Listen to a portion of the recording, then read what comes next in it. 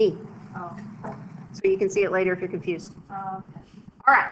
So I'm going to do the acceleration first because at the end of this process, you're going to probably see a shortcut.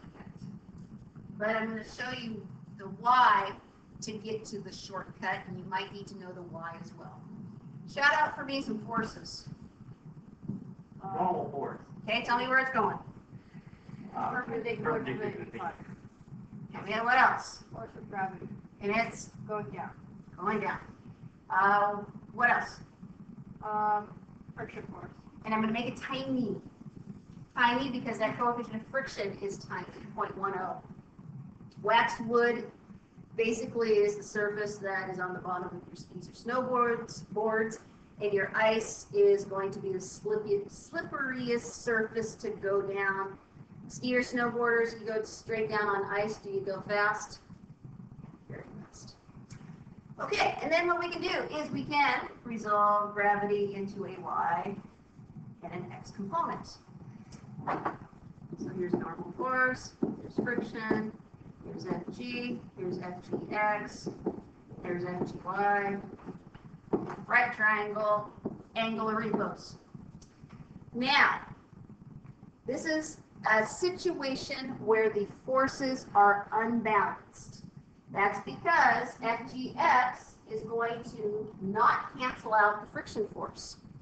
So to find the whole force acting on the skier, it's going to be the net force going to be equal to the force in the x direction minus the friction. Those are the two forces that don't cancel each other out.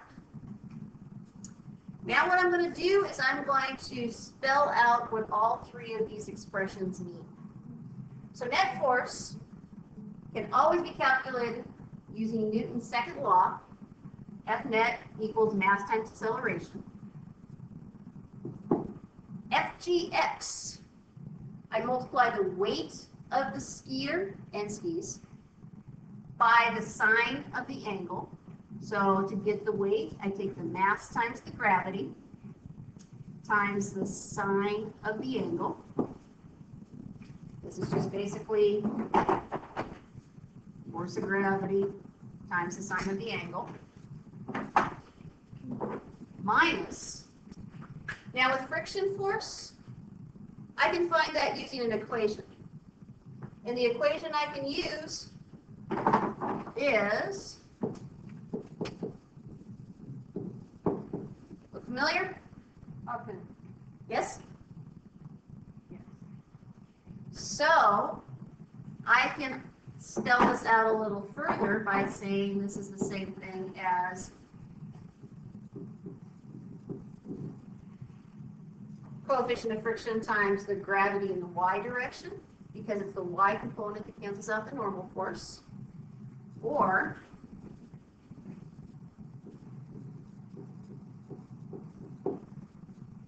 coefficient of friction times the weight times the cosine of the angle. And that's going to go here.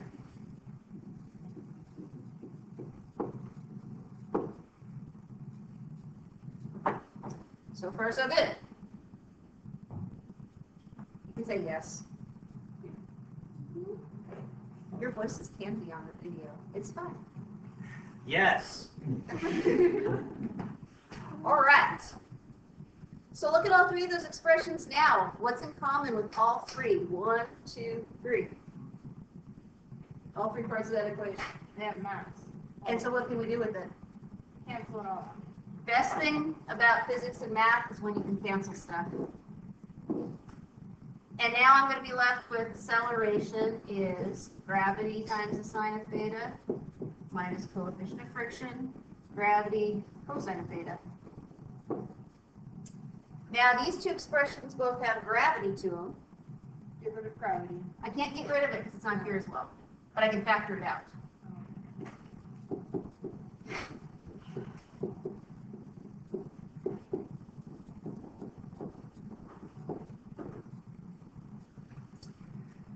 And now, that is your shortcut. In order to find the acceleration, for any object that is coasting down an incline, you can use that expression right there that I put the box around.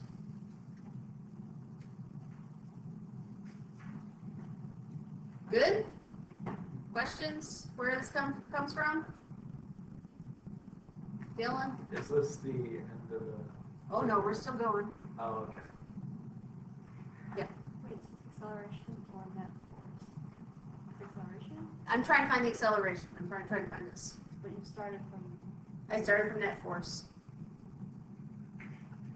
Because net force has mass to it, X component has a mass in there, friction force has a mass in there, so I can cancel all the masses out.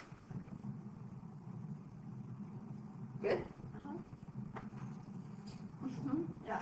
I feel So not so net confident in force that is answer. Acceleration? Net force can help you get the acceleration. So now, I'm ready to plug in some values. Erase this piece here. This is more. So I'm ready just to plug in.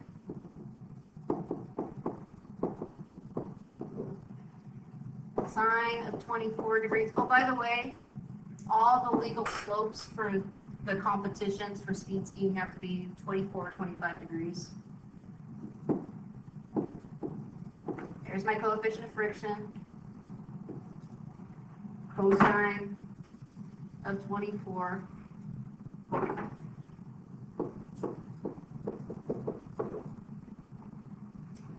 So, grab your calculators, please, and tell me what the acceleration should be. Oh, you're already there? Negative 3.09? Okay, so see if Ty's right, negative 3.09.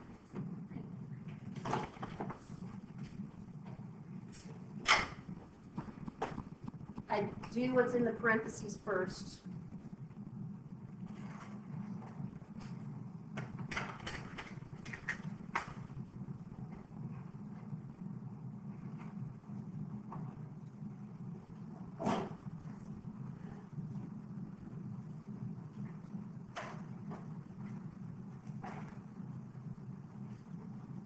Anybody else get negative 3.09?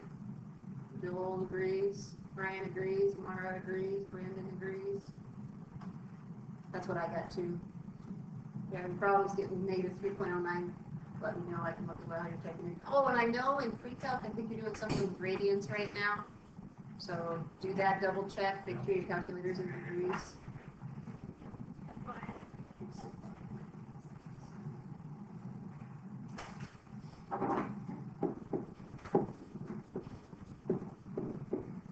Why is the acceleration negative? Going downhill, absolutely. Net change is negative. So now let's go back to net force. I took out the mass to begin with. I'll just put it back in to get the net force, because net force is mass times acceleration. Skis and skier had a mass of 65 kilograms. Acceleration is negative 3.09. Multiplying that out,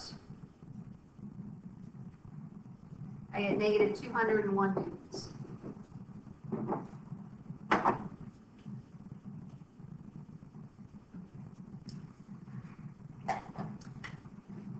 Good, awesome. So now, acceleration means nothing if you don't know how fast you're going at the very end. So are we ready for the next part? All right. Remember the acceleration is negative 3.09? Now we tie back in those UEOMs because they never go away. I will document that Lynn looks very happy right now that we're doing UEOMs. Well, let's see what we know. An official speed skiing track, the acceleration part of it is half a kilometer long. So I don't care if I call my displacement X or Y because it's a combination of both. I'm going to call it X today. And my displacement is overall negative. Needing to change that to meters.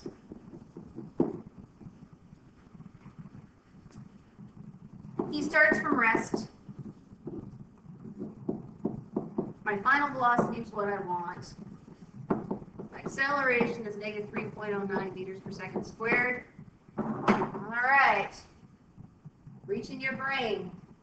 What UEOM best matches those variables that we have? 5. There you go.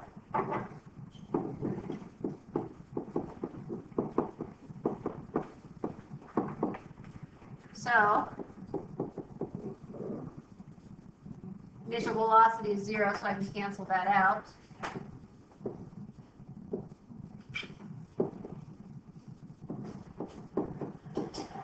I skipped some algebra steps right there.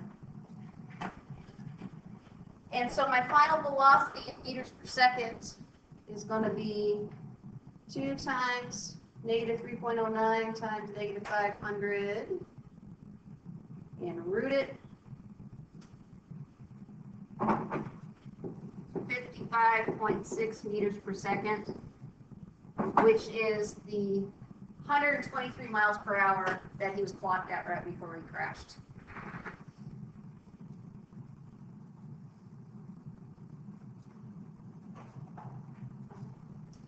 On the course, it said which course did I say, Connor? It said the 138 kilometers per hour course.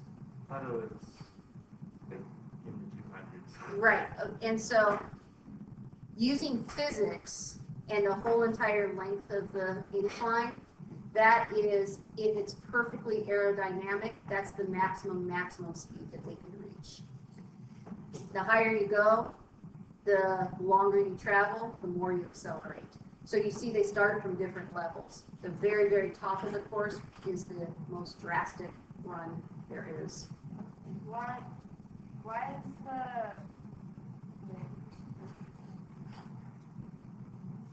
never mind. Good? Actually, no. Why is that negative? Why is the 500 negative? The displacement's overall negative because you're going down. If you're going up the hill, it'd be positive, and your acceleration would also be positive as well. All right.